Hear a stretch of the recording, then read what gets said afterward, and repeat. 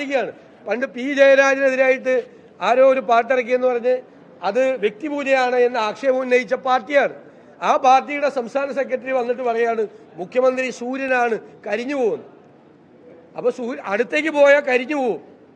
ഇനി അഥവാ കരിഞ്ഞു പോയില്ലെങ്കിൽ വീട്ടിലേക്ക് മറ്റേ ഇന്നോവ കാർ അയക്കും. 51 വെട്ടി കരിയിച്ച് കളയും. ഒരാൾ പറയുന്നു സൂര്യനാണ്, വേറൊരാൾ പറയുന്നു കഴുകനാണ്, വേറൊരാൾ പറയുന്നു കാരണഭൂതനാണ്, വേറൊരാൾ പറയുന്നു ദൈവത്തിന്റെ വരദാനമാണ്.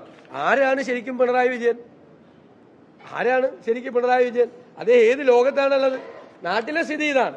KSRTC പൂട്ടാറായി, വൈദ്യുതി ബോർഡിന് 40,000 കോടി കടമായി, മാവേലി സ്റ്റോറിൽ സാധനമില്ല, ആശുപത്രികളിൽ മരുന്നില്ല, സാമൂഹ്യ സുരക്ഷാ പെൻഷൻ കൊടുത്തിട്ട് 5 മാസമായി, ജീവനക്കാർക്കും പെൻഷൻകാർക്കും കൊടുക്കാനുള്ളത് 40,000 കോടിയാണ്, കരാറുകാർക്ക് കൊടുക്കുന്നുള്ളത് 12,000 കോടിയാണ്, പട്ടികജാതിക്കാർക്ക് 3 കൊല്ലമായിട്ട് ഒരു ആനുകൂല്യം കൊടുത്തിട്ടില്ല, സംസ്ഥാനത്തെ ഭവന നിർമ്മാണ പദ്ധതിയായ ലൈഫ് മിഷൻ സ്തംഭിച്ചു, എല്ലാ സാമൂഹ്യ സുരക്ഷാ പരിപാടികളും വികസന പരിപാടികളും പൂർണ്ണമായി സ്തംഭിച്ചു.